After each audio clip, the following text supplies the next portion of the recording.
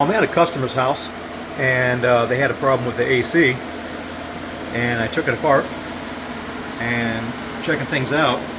Obviously we have a iced over coil, which means most likely they have a freon leak, or the freon is low. So we're going to defrost this and see what happens. This is a Trane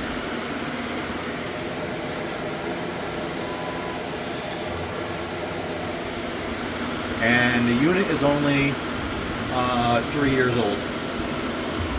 All right.